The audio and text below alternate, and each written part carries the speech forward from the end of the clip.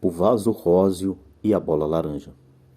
Havia em sua casa um vaso vítreo de colorido róseo, tendente ao cereja e base de metal dourado, que constituía para ele um enorme foco de atração durante a infância e lhe marcou profundamente a vida.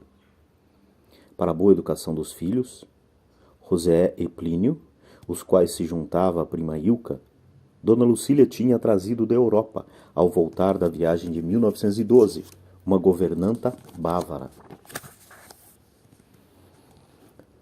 Fraulein Mathilde Hoffmann, muito exigente na disciplina, a Fraulein orientava Plínio, a irmã, a prima e os outros meninos enquanto brincavam. Corram para cá, agora vão para lá, façam isso, vão para a grama. Em certo momento, quando via a Fraulein distraída, Plínio se desprendia da companhia dos primos e subia correndo as escadarias da casa, pois lhe parecia muito penoso subir devagar. E entrava a pé ante pé numa sala de estar mais íntima, que não era a grande sala de visitas. A sala estava na penumbra, com as venezianas fechadas. Com as mãozinhas agarradas no móvel e o queixo apoiado no mármore, punha-se a olhar o vaso que estava ali colocado. Embevecido diante da bela peça, ele penetrava no universo das cores e se perdia naquele róseo, imaginando um mundo feito com aquele material da mesma cor. Como seriam as pessoas, como elas andariam, se cumprimentariam, conversariam, se relacionariam? Como seria a psicologia humana correspondente a essa matéria? Como seriam as ruas pavimentadas daquele vítreo, os postes, as luzes, as árvores, os palácios, os ambientes, os salões, as poltronas? Como seria, por exemplo, um rio com águas daquele material liquefeito, uma barca atravessando e uma ponte em cima? Como seriam as crianças brincando à margem do rio? Como seria uma música instrumental que se coadunasse inteiramente com o vaso? E ele pensava, seria bom que houvesse em algum lugar do universo um espaço todo feito assim, e no qual, entrando, ter-se-ia o deleite que meus olhos têm olhado, ter-se-ia o deleite que meus olhos têm olhando para o vaso. Em que o delicioso seria apenas tatear, vendo e deixando-se penetrar por esse objeto. Deve haver odores, sabores, sensações, táteis, sons que coincidam com isso. De repente, no meio de um quase êxtase, ouvi atrás de si uma voz germânica. Plínio, vem brincar com os outros. E tinha de obedecer. Mas o sonho dele era o vaso. Sonho de menino? Não, sonho de um contemplativo almejando o maravilhoso.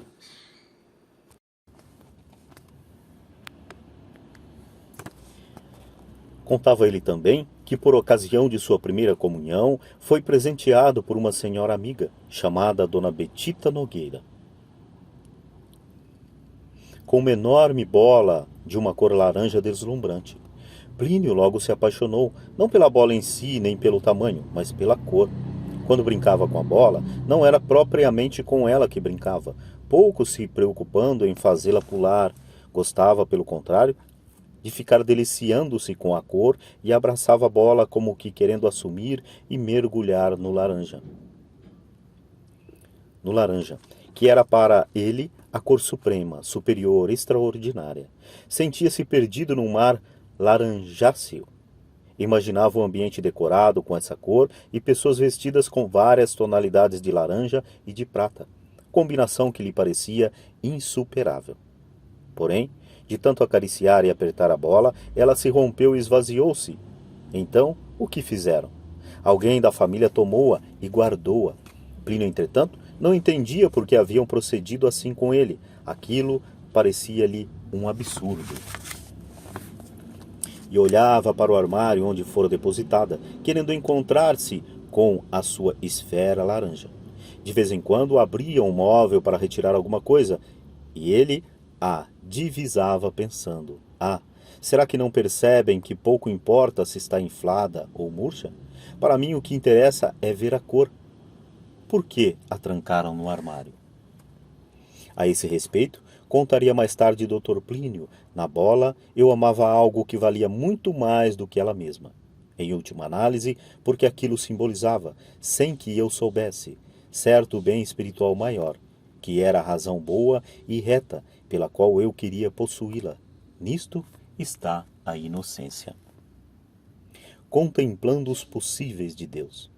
Essa atração pelas cores correspondia ao seu amor em relação à ordem do universo. Com efeito, a principal fonte de conhecimento humano natural está na visão, já que este é o mais nobre dos sentidos do homem, porque é até a própria, superior até a própria audição.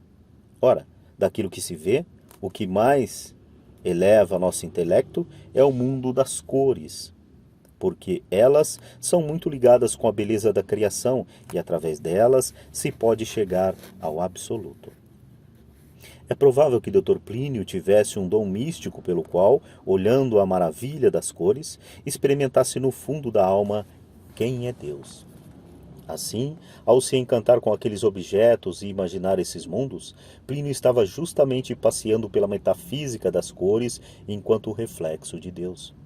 Ele via muito mais do que o material vítreo e róseo do vaso, ou se a bola estava cheia ou vazia, pois construía um universo que poderia ter sido criado por Deus, e não o foi, segundo ele explicou décadas depois. Aquele vaso cor-de-rosa representa de fato uma ordem de coisas que não existe, no entanto, poderia existir. E o artesão conseguido representar aquilo oferece não apenas um objeto bonito para a pessoa olhar, como também uma visão do que seria a transesfera. Daquilo, um mundo transesférico que fosse todo assim. Agora vem um Plínio, como poderia vir um outro qualquer, e olha aquilo. Num primeiro momento, acha muito bonito. Depois, percebe ser aquilo, mais ainda do que um bem do corpo, um bem da alma. Esta se sentiria deliciosa se visse num ambiente onde tudo fosse ordenado em função daquele cor-de-rosa. Aquilo seria uma cor dominante e, muito mais do que isso, seria um traço de alma dominante de todos os espíritos que constituem a sociedade humana vivendo ali. Vemos, pois, que a providência deu a Dr. Plínio uma vocação muito grande para este conhecimento de Deus através de toda a obra da criação, segundo uma visão arquitetônica do universo, como será explicado mais extensamente adiante. Contudo, depois de ter compreendido essa arquitetonicidade do mundo criado, ele não se contentava e tinha sede de penetrar nos universos que Deus não criou, isto é, no mundo dos possíveis. Com efeito, Deus fez um universo limitado, finito, mas sendo Ele quem é, poderia ter tirado do nada infinitos universos, com um número incontável de anjos e homens, a tal ponto que, se começássemos a cumprimentar o primeiro deles, nunca chegaríamos ao último. Esta série de outros seres e outros universos que poderiam vir a ser criados e não foram, permanecem na mente de Deus, existindo, por assim dizer, nos esplendores do Padre Eterno, enquanto possíveis. Le fin fond, da origem do meu pensar. No trecho que veremos a seguir, Dr. Plínio revela com maturidade, quase sem se dar conta do sorgente, isto é, o nascedouro do seu próprio pensar. Dirá ele que, desde menino, as raízes de seu pensamento deitavam-se em algo profundamente sobrenatural e místico, ou seja, nesse mundo dos possíveis de Deus. Há vários universos possíveis não criados que são muito superiores ao universo que eu vejo, e eu tendo inteiro para eles. Eu estou fazendo um estudo de psicologia. Como é isso que eu vejo como um menino inocente, como isso repercute na minha alma e na minha inocência. Imaginem as rodas de um vitral, de fundo de garrafa. Se cada uma tivesse uma cor, vendo através dela, eu veria tudo o que está lá fora numa cor lindíssima e com uma beleza que aquilo não tem. Por exemplo, azul eu veria o panorama lá fora em azul. Eu sei que o panorama lá fora não é azul, mas eu fico com uma visão azul dele que me faz pensar o seguinte: isto que está aí fora, visto em azul, dá uma coisa linda, que não está naquilo, e sim no vitral. Dessa forma, eu adquiro uma porção de conhecimentos de possíveis amados. Eu compreendo confusamente que o caminhar da história ruma para um desfecho da humanidade, onde pode-se construir um mundo que tenha tantas perfeições quantos fundos de garrafa haja nos vitrais. Se todos os homens trabalharem como devem e amarem o universo de fundo de garrafa do vitral, eles, por instinto, ao tratarem de cada coisa, vão procurar fazer algo parecido com este fundo de garrafa.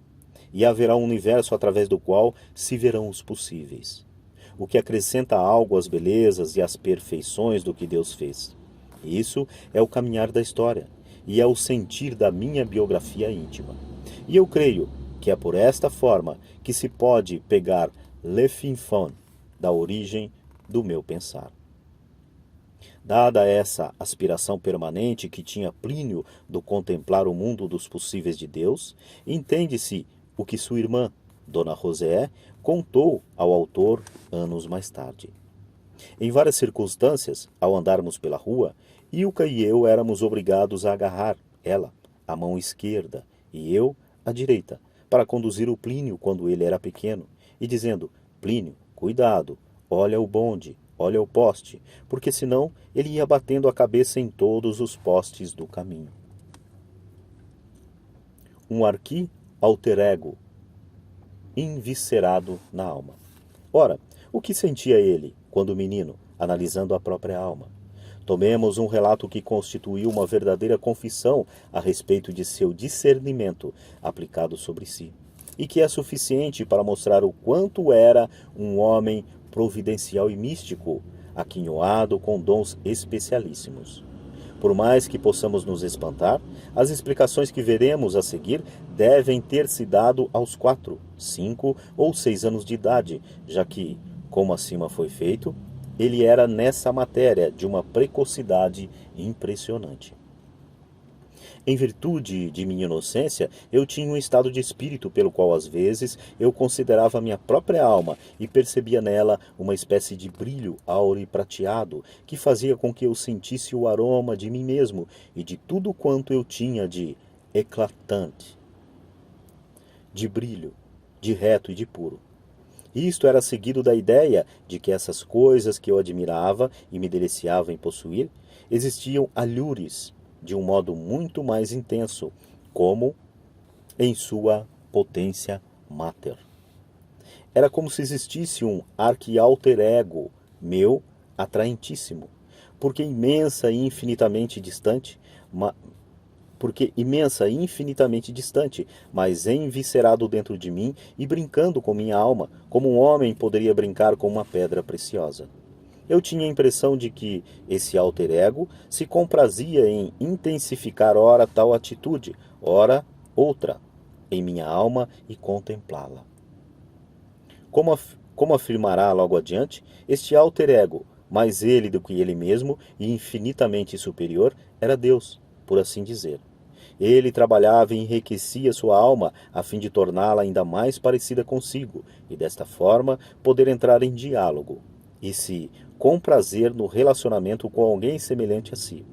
Algo análogo ao convívio de Deus com Adão, passeando as tardes no paraíso. Continua Dr. Plínio. Ao mesmo tempo, esse alter ego deixava-me contemplar sua atitude e parecia-me dizer: vê como isso é belo. E tu, meu filho, como és pulcro, perfumado, irisado e magnífico, que esplendor há em ti. Também, que alegrias inefáveis tu sentes, que bem-estar superior e qualquer satisfação da terra, sem nenhuma comparação. Sendo fiel a isso, tu terás um grande papel. E quando o realizares, então verás como será a minha união contigo. Tudo o que tu tens no momento constitui o auge do caminho de outros. Todavia, é apenas o começo do teu caminho. Que grandeza sem nome! Por conseguinte, esse papel pessoal existe como condição para te preparar. Anda, portanto, pois, no fim, tu me encontrarás. E agora, trata de descobrir a tua alegria em ti mesmo, pois eu ponho em ti o enlevo e a leveza da alma, que são teu céu, desde já. Tudo isso me convidava a sacrais sonhos de olhos abertos. Assim eram os meus sonhos, mas de um modo incomparavelmente mais alcandorado. Eu desejava essa união de almas para sentir-me penetrado por isso até a última fímbria, quando chegasse o fim de minha missão. Não sabia que isso se chamava Deus, como eu vejo hoje. Eu tinha, portanto, um desejo de união com Deus que se exprimia dos modos mais variados. Assim, o ponto de partida da vida espiritual de Plínio, na sua mais tenra infância, correspondia ao auge atingido por outros no fim de seu caminho. Por quê? Porque, embora eu ainda não estivesse explícito para ser ele muito pequeno, o grande papel que ia desempenhar e também a trajetória de quase 87 anos que teria de aguentar, exigiam dele, nesse início, algo colossal. Nunca comparações. Entretanto, tendo o autor conhecido o Dr. Plínio de perto, pode aqui dar testemunho de quanto ele era um homem profundamente humilde, virginal em matéria de vaidade e de inveja. Assim, a fim de evitar qualquer tentação nesse sentido, nunca se permitia uma comparação com os demais, e isso já desde os primórdios de sua existência. Eu sonhava com a união prometida para a hora da tarefa cumprida e do triunfo realizado, mas sem nunca pensar assim. Eu estou caminhando e os outros não. Portanto, o verdadeiro triunfo não consistiria no aplauso dos demais, e sim na união consumada. Seria como um general de alma nobre que aspira a ganhar uma guerra. Na hora do desfile da vitória, ele tem a sensação metafísica de encarnar a pátria e o heroísmo, e encontra a plenitude e a realização de sua alma nessa identificação com valores superiores, muito mais do que na alegria de ver-se aplaudido pelos outros. Em função de tal princípio, Dr. Plínio julgava serem seus movimentos de alma o caminho normal de qualquer batizado, como torna-se claro neste comentário.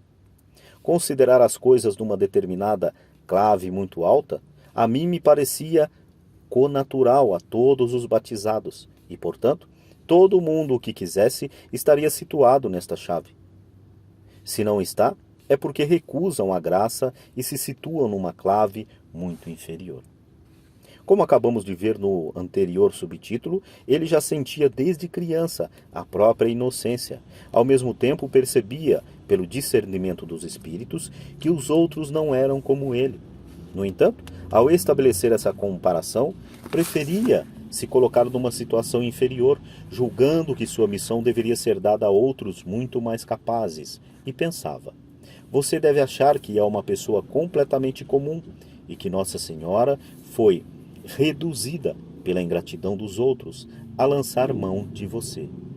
É mais ou menos como ter como banquete o rei, que convidou um, convidou outro, mas como esses negaram, ele disse: bom, então deixe entrar os pé rapados. Um avant-goût do prêmio final. Poderá surpreender, talvez, o fato de Dr. Plínio receber verdadeiros fogos de artifício de consolações já na mais tenra idade, sem ter antes percorrido um longo caminho de despojamento de si mesmo. Pois, em geral, essas graças místicas de contemplação só são dadas aos grandes santos. Santa Teresa de Jesus e também o padre Tanqueray, baseando-se nela, defendem uma tese muito curiosa a propósito de um ponto sobre a contemplação. Afirma ela que às vezes algumas pessoas, as quais desejava convidar a uma via contemplativa muito elevada, a providência dá, no começo, consolações de dons místicos tão estupendos como os grandes santos só terão no fim da vida. A alma tem a impressão de já estar vendo a feira do céu. E dessa experiência do amor que Deus lhe provém, a prontidão com a qual a alma abandona tudo, disposta a fazer qualquer sacrifício. Mas depois, a sensibilidade se retira. Por quê? Porque a providência quer que ela compreenda que essas graças extraordinárias são avant-goût, uma pré-degustação, uma espécie de preâmbulo daquilo que será, um grau muito maior, o prêmio do fim. Assim, quando a pessoa passa por provações e noites escuras ao longo da vida, deve recordar essas graças a fim de, com tal lembrança, ter mais estofo, mais força, mais alento, mais fôlego e mais ânimo para chegar até o fim. Comumente, ao ouvirmos falar em fervor, temos a ideia de algo que borbulha e, portanto, tem calor. Com efeito, este é o sentido mais comum da palavra, de modo que, quando o homem está com a sensibilidade mais acesa, pode-se dizer que tem entusiasmo, tem fogo. Contudo, esse estado de espírito existe também dentro da aridez. Um banco de reluzimentos, sempre intacto.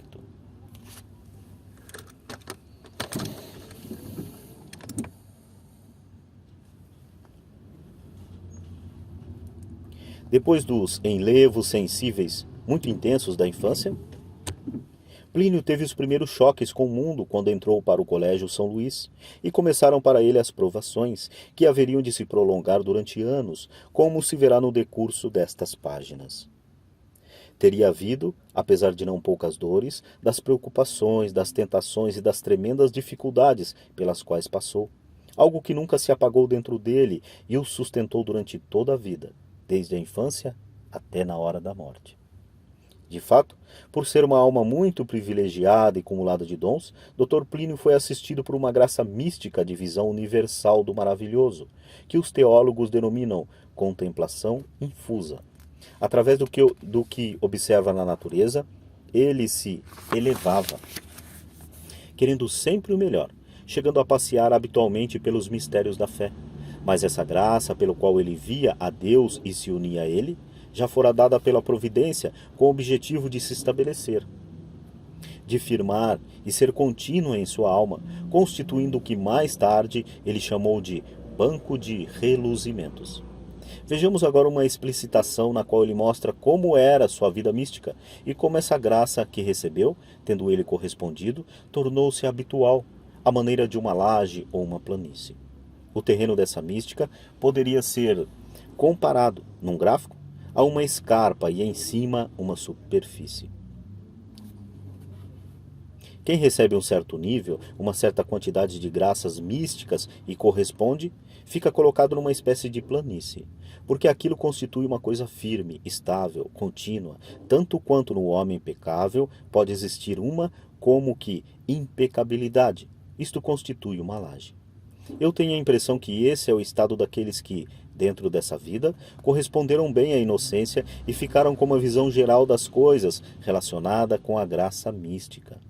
De tal maneira que, no fundo, tudo corresponde a algo que a pessoa tem nesse banco de reluzimentos. O que ele descreve aqui é um estado permanente de contemplação, mais ou menos como se uma pessoa, tendo um flash, pudesse prolongá-lo e morar dentro desse flash. Foi o que se deu com ele, e disse-o com clareza.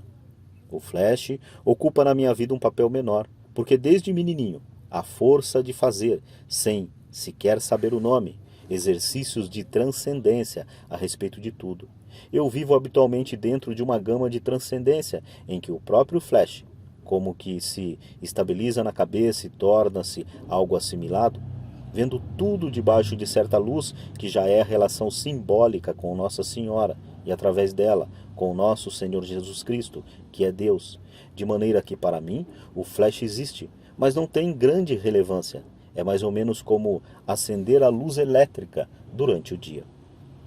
Segundo confidência feita em 1989, em nenhum momento da vida, mesmo nas aridezes, aquela graça de contemplação infusa, tida na infância e correlacionada com a ordem do universo, lhe faltou, nem teve interrupção alguma, antes continuou intacta. E relembrando certas circunstâncias, particularmente árduas de sua vida espiritual, assim como o período posterior ao desastre de automóvel por ele sofrido em 1975, comentava: durante esse tempo, aquele banco de reluzimentos não se abateu. Pelo contrário, ele foi a muralha contra a qual se quebraram os vagalhões. Em torno disso é que gira toda a minha vida. Graças a Deus, eu posso dizer, os que me acompanham desde a manhã até a noite, em todas as horas e situações. O João me viu inclusive meio inconsciente, em consequência da pancada que eu levei na cabeça no desastre de automóvel. Dão-se conta de que minha vida gira em torno disso. Com efeito, ao banco de reluzimentos, ele deveu a fidelidade. Foi o eixo de sua felicidade. Ele se agarrou nessa coluna, nesse cordão que a providência lhe estendeu desde o céu, enfrentou todos os adversários e perseverou. Precoce senso de justiça e amor à obediência. Tomando por base o que antes vimos, podemos afirmar que Plínio teve uma infância felicíssima. Foi feliz não só por causa dos dons recebidos e de sua consonância com o mundo sobrenatural, mas também porque ele provinha de uma família com tradição, que conservava uma série de costumes e modos de ser muito ligados ao regime de outrora, com um trato elevadíssimo e disciplinado, e normas de comportamento realmente extraordinários. Ele vivia, portanto, neste ambiente julgando que o mundo inteiro fosse assim. Consideremos agora mais um inocente episódio da infância, que remonta às suas primeiras lembranças, quando tinha apenas 2 ou 3 anos de idade, no qual impressiona o enorme papel da veracidade e ideia de justiça que a graça punha em sua alma, convidando-o a uma santidade profunda, ampla, rica e incomum. Tendo Dona Lucília decidido passar alguns dias com os filhos à beira-mar, escolheu a cidade balneária de São Vicente.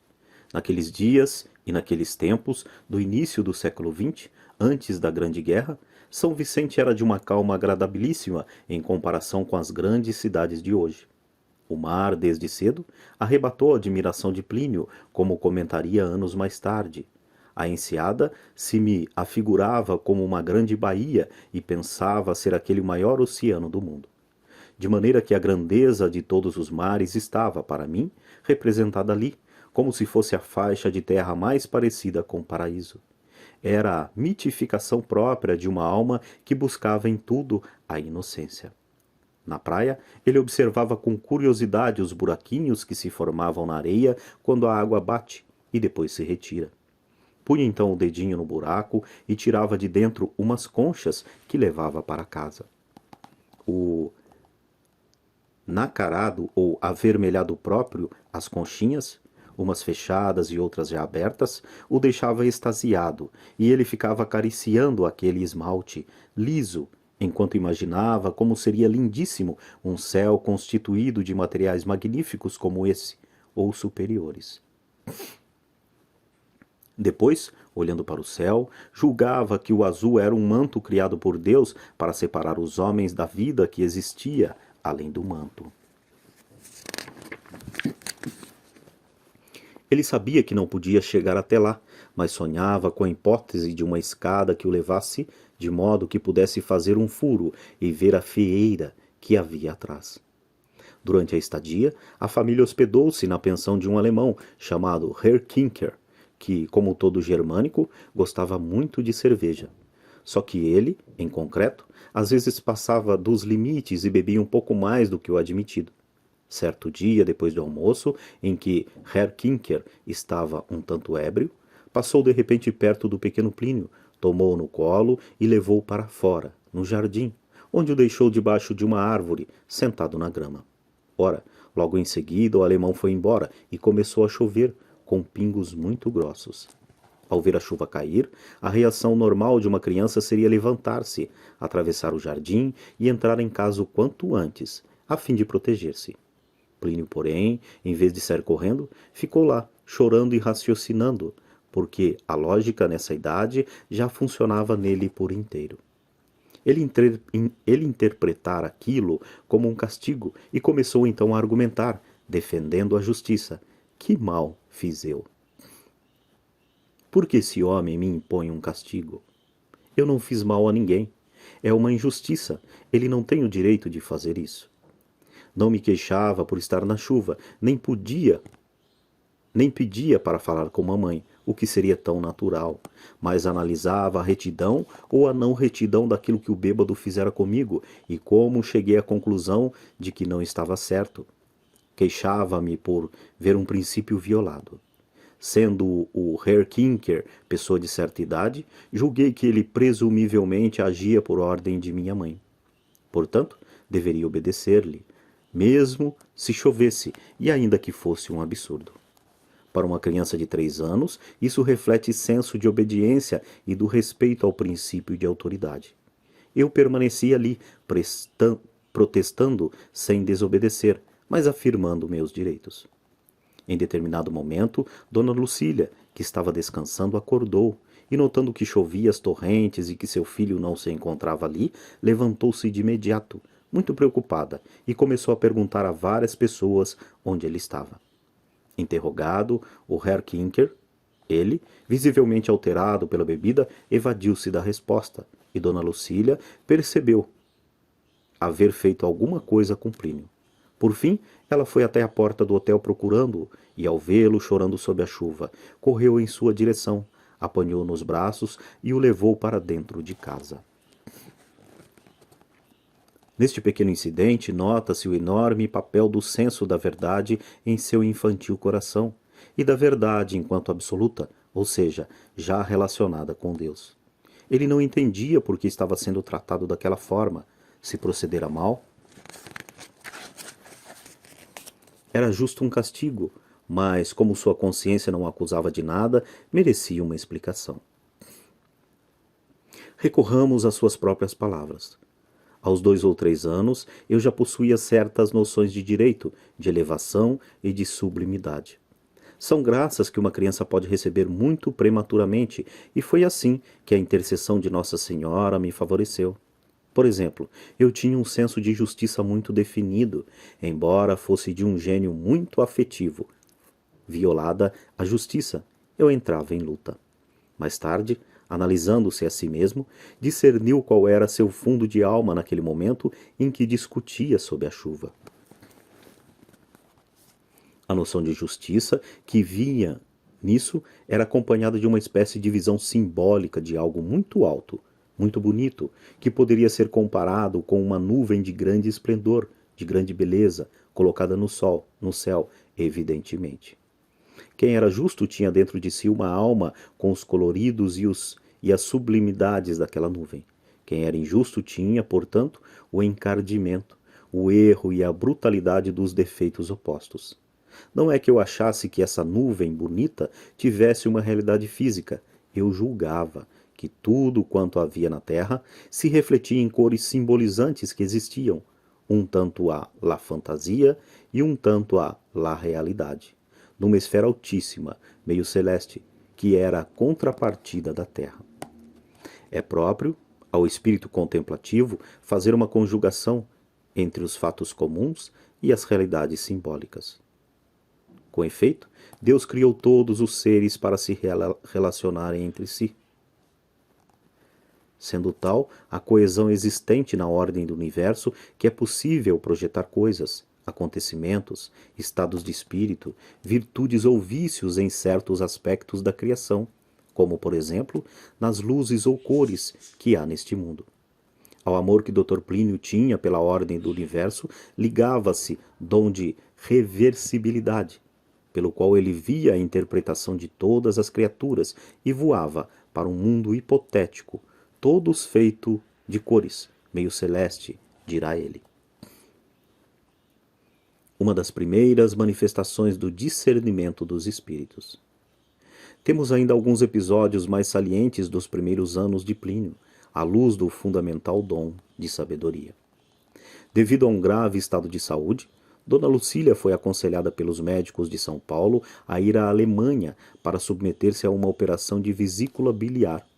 Atualmente, a extração de vesícula se faz com facilidade, porém naquele tempo era escassa a experiência. Mas um alemão, Dr. August Karl Pier,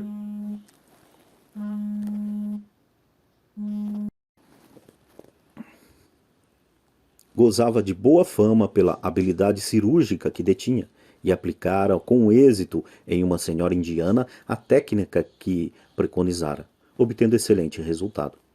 Dona Lucília seria, portanto, a segunda pessoa a submeter-se à remoção do órgão pelo método inovador, numa intervenção delicadíssima que envolvia grande risco. Em junho de 1912, quando Plínio tinha quase 4 anos de idade, Dona Lucília partiu para a Europa, em companhia do marido, das crianças e de boa parte da família. Os parentes, de fato, receavam que ela se sentisse mal ou tivesse algum sério incômodo, de modo que pudesse vir a falecer com os transtornos do trajeto. Por isso, a acompanharam durante os 20 dias da viagem marítima rumo à Alemanha, depois de terem zarpado do Rio de Janeiro. Uma vez feita a operação em Berlim, com grande sucesso, Dona Lucília e toda a família viajaram para a Europa, visitando diversos lugares. Em certo momento, chegaram ao Vale do Reno e foram a um restaurante famoso, bem junto ao rio, que causou no pequeno Plínio um encanto extraordinário. Com efeito, ao frequentar os bons hotéis da Europa em plena Belle Époque e tomar contato com o ambiente anterior à Primeira Guerra Mundial, ainda muito impregnado dos costumes do século XIX e, portanto, com muitos traços do espírito sacral, nobre e cavalheiresco da Idade Média, ele foi adquirindo todos os padrões e os tons elevados da vida aristocrática. Ora, já durante a viagem, no automóvel que transladava a família em direção ao restaurante, os parentes conversavam sobre o vinho branco do Reno e o elogiavam como sendo fantástico, fabuloso, celestial. Um tio, bom conhecedor de vinhos, dizia: os vinhos tomados na própria região onde são produzidos têm outro sabor do que quando viajam. Ao viajarem, eles se alteram um tanto e às vezes até estragam. De modo que nós agora vamos nos deliciar com o vinho do Reno, no próprio Reno. Um outro comentava: em geral, serve-se carne com vinho tinto, mas o vinho daqui é tão colossal que é o único branco permitido beber com carne. E é costume no mundo inteiro usá-lo com os mais variados pratos, porque calha perfeitamente com qualquer alimento.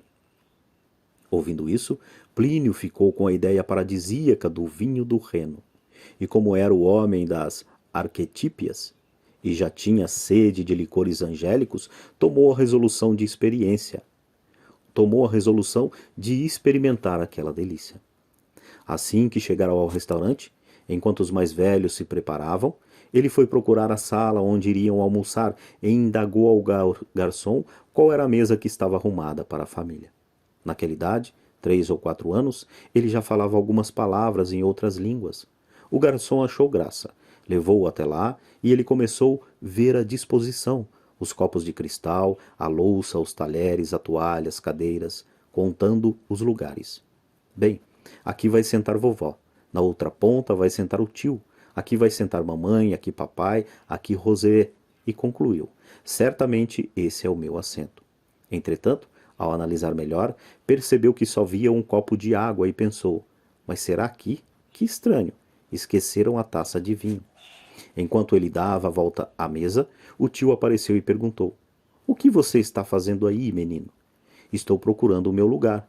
O tio apontou: você se sentará ali. Confirmação. Era de fato aquele em que faltava a taça de vinho. Dirigindo-se ao tio, disse: está errado. Esqueceram de colocar algo no meu lugar. É preciso dizer ao garçom para trazer uma taça de vinho. O tio olhou para ele, muito de cima, deu uma gargalhada e disse: que pretensão é essa? Não se equivocaram. É criança que não bebe vinho. Nem sonhe, porque você não tem direito. É só para adultos. Ora essa, então não vou poder provar essa maravilha? É um absurdo. Não tem sentido isso.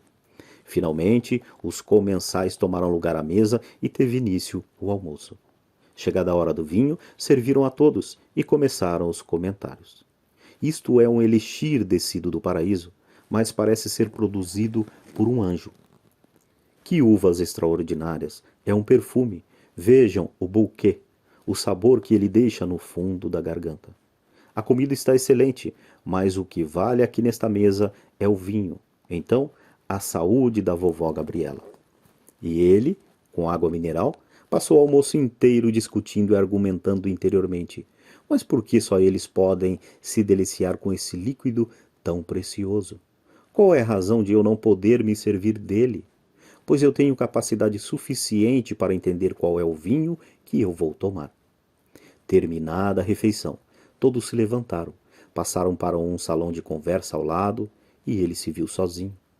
Tomou então o copo de água dele, que estava vazio, encheu-o com o vinho que tinha sobrado no fundo das garrafas e experimentou. Ah, de fato, corresponde ao que dizem, é sublime. Diz a Escritura que o fruto da videira alegra o coração do justo, e a boca fala do que transborda o coração. Mas aquele vinho do Reno era tão generoso, e o justo era tão inocente, que alegrou não só o coração, como também a cabeça. Julgando que aquele líquido tinha o mesmo efeito da água, o pequeno Plínio tomou um pouco, tomou mais, tomou em quantidade, e em certo momento o vinho começou a subir. Ele então não teve dúvida, apanhou uma cadeira e foi empurrado até onde estava toda a família reunida. Ou melhor, apanhou uma cadeira e foi empurrando até onde estava toda a família reunida, conversando no salão. Sua avó, Dona Gabriela, era uma senhora de muito pulso e autoridade, bem ao contrário do que normalmente acontece com as pessoas que, com o passar dos anos, vão aos poucos curvando a cabeça. Ela, à medida que ganhava em idade, ia erguendo-se ainda mais. Assim, embora fosse anciã, costumava sentar-se conforme as normas antigas, com as costas eretas e grande solenidade. Vendo-o entrar, olhou de cima para baixo e perguntou: "Aonde você vai com essa cadeira, meu neto?" "Vou pôr ali no centro." "Esse não é o lugar adequado. Se você quiser se sentar, sente-se na roda." "Eu vou fazer um discurso." "Nada disso. Agora não é hora de discurso. Mas já concebi e vou fazê-lo." Todos perceberam que havia qualquer coisa de insólito e deixaram. Ele subiu no assento e, estupefação. O discurso era nada menos do que uma descrição da alma de cada um dos familiares, segundo comentaria depois Dr. Plínio. Até aquele momento eu não tivera a possibilidade de manifestar tudo o que via na família, quando analisava cada um dos parentes. Então, comecei a fazer observações psicológicas, consideradas não oportunas, sobre os parentes. De fato, convivendo em casa, ele tinha analisado profundamente as virtudes e os defeitos de cada um, de maneira que fizera uma verdadeira classificação de todos eles. E nessa ocasião, apontou os defeitos. A única que ele poupou naquela roda foi a mãe, porque nela não via nada a ser censurado. In vino veritas, diz o ditado latino. Bastou uma boa dose de vinho do Reno para pôr de manifesto seu impressionante discernimento dos espíritos. Ó santa ebriedade, porque nela a família recebeu um convite da graça para compreender quem era aquele menino. Contudo, ainda que o dom de penetrar nas almas possa nos impressionar, lembremos que ele é inferior a outros mais preciosos que lhe foram infundidos desde a mais tenra infância, o de sabedoria e de contemplação. Em Versailles, admiração pela grandeza e pelos valores morais. Tendo viajado a Paris, Dona Lucília quis levar os filhos para conhecer os lugares mais representativos. Dentre eles estava o Palácio de Versailles, onde se deu um fato em que transparece outro aspecto da sabedoria de Dr. Plínio, a admiração por tudo o que é grandioso. Ao longo da visita, o seu entusiasmo foi crescendo, a ponto de ficar apaixonado por Versailles. Quando chegou à galeria das carruagens, encantou-se com a riqueza delas, os vidros, as plumas que as adornavam, o verniz martel. Eis a impressão que lhe ficou gravada na alma. Algumas carruagens eram douradas, com pinturas delicadas e plumas nos ângulos do teto, o que me pareceu a perfeição da beleza. Fiquei pasmo de admiração. Era assim que eu imaginava a carruagem do Marquês de Carabás, da história do gato de botas. Parei diante de uma carruagem linda, especialmente ornada. Era para o uso do rei e da rainha, toda feita de madeira dourada e cristal ligeiramente bombeado, como uma bombonière. O que mais me atraiu foram os reflexos e jogos de luz magníficos que aquilo produzia. Senti-me arrebatado por ver aquela maravilha. Foi para mim quase um êxtase. Do lado de fora da porta desta carruagem, entre o vidro e o piso, havia uma cena de cores muito suaves, representando um pastor e uma pastora, com cordeirinhos, numa paisagem de aurora rósea e azul, com os rios de fundo. Aquela natureza mirífica me parecia tão amiga dos pastores. O verniz martel que cobria a cena dava-lhe um aspecto tão belo, que tive uma impressão de delicadeza de todas as coisas, fascinando-me como sendo o ambiente e a pátria de minha alma. Dona Lucília, que também apreciava Versailles, deixou com enorme gosto que ele ficasse olhando a carruagem por um bom tempo, dado que a sua porta estava aberta, permitindo ver o interior. Plínio pôde constatar ser este tão belo como o exterior. Ora, o amor leva a querer que os sentidos tomem contato. E assim acontece quando alguém encontra um bonito objeto, logo deseja tocá-lo. Tal foi a reação de Plínio. Quis entrar na carruagem, apalpar os assentos, sentir como eram aquelas sedas e veludos. Nesse instante, ele via não só aquela carruagem, como também seu protótipo perfeitíssimo, que poderia ser fabricado. Ao mesmo tempo, considerava ser uma graça o fato de Deus ter permitido que aquela peça fosse feita, e a graça que haveria se o coche ideal também existisse, conforme narrou décadas depois. Regalei-me com a carruagem, mas não só pela ideia de que seria delicioso entrar nela e passear. Senti que em si mesma considerada, ela era delicada, harmoniosa e fina, possuindo uma categoria em função da qual minha alma se sentia em casa. Em nenhum momento passou-me pela mente a ideia de possuir a carruagem. Eu queria vê-la e dar graças a Deus por aquele existir com tanta pompa. E desejava que todos os homens vissem e dessem glória a Deus.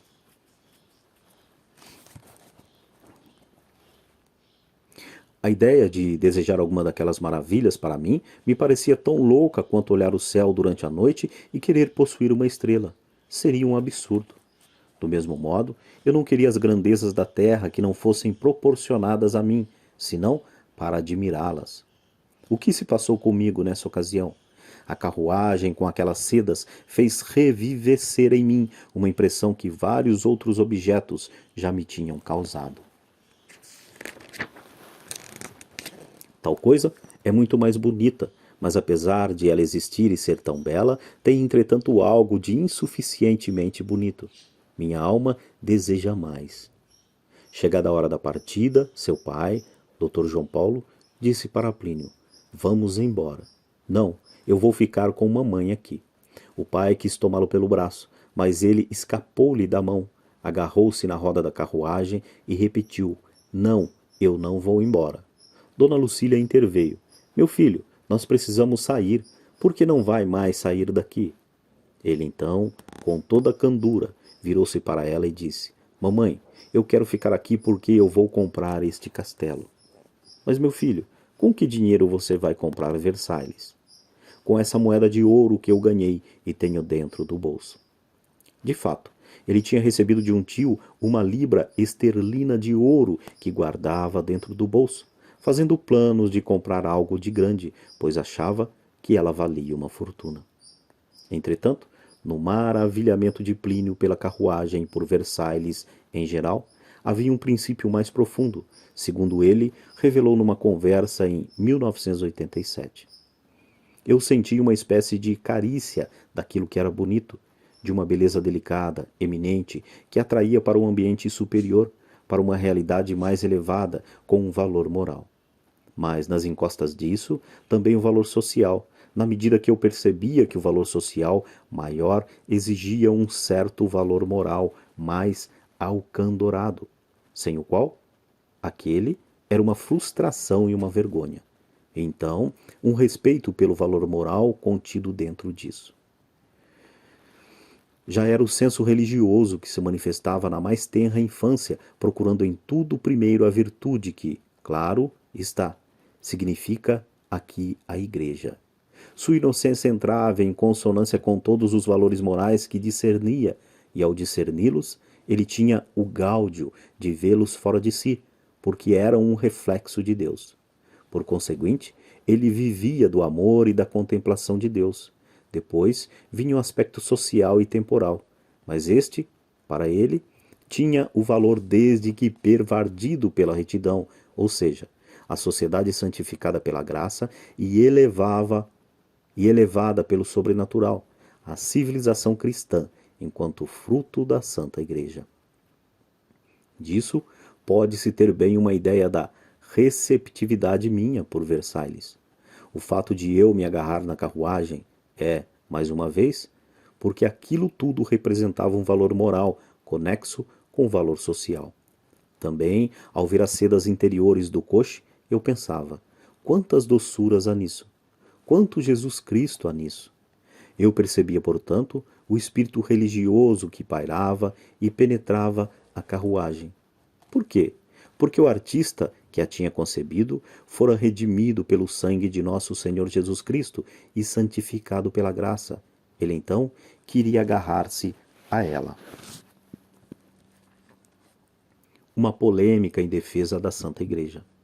Durante a estadia em Paris, devido a sua enfermidade e recente operação, Dona Lucila não podia sair todos os dias com as crianças, e era Fraulein quem as levava para passear por alguns parques famosos ou pelos magníficos jardins da capital francesa. Numa certa praça, o Rond Point dos Champs-Élysées, havia um guignol, teatrinho de marionetes, ao qual Plínio e Rosé costumavam assistir. Um dia, ao retornar ao hotel, a Fraulein contou para Dona Lucília: Madame, o Plínio causa um verdadeiro sucesso no teatrinho. Ela ficou sobressaltada e disse: Por que esse sucesso? Ele chega e já todo mundo se volta para trás para vê-lo entrar, querendo saber o que vai acontecer, porque todos os dias ele dá um espetáculo. Ela achou muito estranho e ficou curiosa. Não queria que seu filho passasse por uma situação ridícula ou se expusesse a uma circunstância que lhe fizesse mal à alma. No dia seguinte, como se sentisse um pouco melhor, resolveu, apesar das dificuldades, ir ela mesma ao Guignol para ver o que acontecia. Quando chegou lá, Dona Lucília deparou-se com esta cena. O teatrinho, que era cercado por cordas, estava cheio, com apenas 3 ou 4 cadeiras vazias, à espera de Plínio. Todos os assistentes voltaram-se para trás e começaram a sussurrar uns para os outros que tinha entrado Le Petit Brésilien. Mesmo as pessoas que estavam de pé, além das cordas e que, portanto, não pagavam entrada para ter assento, olhavam para ele. Havia um ar de expectativa. Dona Lucília deixou Plínio à vontade e, assim que ele sentou-se, começou a apresentação. O dono do Guignol, homem muito habilidoso, movimentava os bonecos, um padre na mão esquerda e um crocodilo na direita, e iniciava uma discussão entre os dois. O sacerdote dizia as verdades para o crocodilo e, entre muito mal, se revoltava contra ele, respondia com palavras irreverentes. Às vezes, o animal afirmava algo que o padre não havia dito, e este o acusava de estar mentindo. O crocodilo se enfurecia e, porque era mais poderoso e forte, naturalmente falando, ameaçava comer o padre. Nessa hora, indignado, Plínio se tomava de brios, punha-se em pé e, balançando o dedinho em riste, gritava em francês com a voz muito forte que já tinha desde menino. Ce n'est pas vrai, ce n'est pas vrai. Le marché crocodile, já proteste in fall de frente le curé. Ele acreditava que o crocodilo e o padre fossem reais e que o animal, de fato, ia comer o padre. Por isso, investia contra ele. Você agora cometeu um pecado, mentindo, e mais ainda, você também vai matar uma pessoa e cometer um sacrilégio, porque é uma pessoa sagrada. Depois, apoiando o padre, dizia: Attention, attention, misère le curé, le crocodile va vous manger. O homem do teatrinho, para ganhar público, fazia as marionetes conversarem com ele, de modo a formar um triálogo. O crocodilo, o padre e Plínio. Em determinado momento, a discussão tornava-se tão calorosa que ele subia no próprio assento da cadeira e daí continuava a invectivar o desprezível réptil. Ao comentar o fato muitas décadas depois, Dr. Plínio explicou o seu verdadeiro significado. Revelava uma grande candura, ao lado de alguns conceitos e atitudes muito profundos. Eu possuía uma inclinação contínua para ver a verdade, o bem e o belo, com grande tendência para tomar posição e lutar. Fazia-o com maior seriedade. De início, não tinha a menor ideia de que aquilo podia repercutir nos assistentes, pois toda a minha atenção estava posta no palco.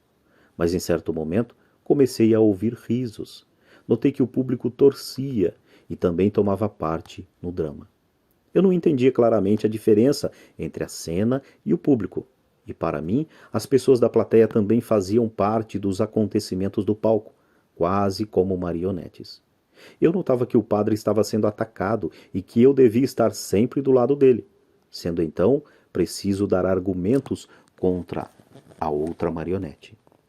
Certamente, havia ali gente a favor do padre ou contra ele, mas velavam as suas preferências por uma questão de educação. Não era para despertar polêmica no público que as mães tinham levado as crianças ao guignol, mas para distraírem-nas. Os meninos, um pouco mais velhos do que eu, entendiam que não deviam falar nessa situação. E, por outro lado, tinham no fundo um misto de timidez e de sentimento de suas próprias limitações, o que lhes causava certa indefinição, levando-os a não querer tomar posição. Eu, entretanto, não tinha a menor ideia disso e sentia haver algo em mim que me obrigava a dizer o que pensava. Por uma espécie de honestidade para comigo mesmo, de maneira que não tinha direito nem vontade de me calar. Tinha certa ideia de que as boas maneiras mandavam-me ficar quieto, mas achava-me liberto dessa regra por causa do jorro de expansão que havia em mim. Eu não tinha um pingo de timidez, mas também não imaginava que essa minha atitude fizesse de mim, aos olhos das pessoas presentes, um menino especial. Julgava-me uma criança comum, falando com as figuras do guignol, como poderia falar com qualquer um. E mais adiante, afirmou ele: hoje, percebo que esse fato me ajudou a explicitar a minha vocação, que então começava a delinear-se. Eu, que era um menino muito puro, tornar-me-ia com o tempo um homem muito piedoso, exatamente porque, na primeira infância, Nossa Senhora quis favorecer-me com os vislumbres de uma noção religiosa sobre os acontecimentos que presenciava. Assim, Dr. Plínio considerava esse episódio muitas vezes contado de forma pitoresca e interessante, como uma prova da vocação que ele possuía já na mais tenra infância: tomar partido a favor do bem, do belo e da verdade e combater. Por seu proceder no guignol, vê-se bem o quanto ele era clerical, desde menino, e como na pessoa do padre, ele estava defendendo ao máximo possível a Santa Igreja. É com grande alegria e prazer no coração que eu termino mais esta leitura. Se essa leitura lhe foi útil, você pôde acompanhar do início ao fim e pôde engrandecer de alguma maneira a tua vida, e você queira contribuir para que essas leituras continuem sendo feitas, isso como uma troca de energias, né? Você usufruiu de um trabalho e, se achar viável, pode estar contribuindo com esse trabalho também. Então, se você quiser contribuir com esse trabalho, abaixo aí na descrição você tem aí os dados para que você possa contribuir também e fazer a troca de energias, pois é dando que se recebe. Eu dei o meu trabalho a vocês através desse áudio e, caso seja da tua vontade, eu poderei receber alguma coisa em contrapartida de quem está ouvindo.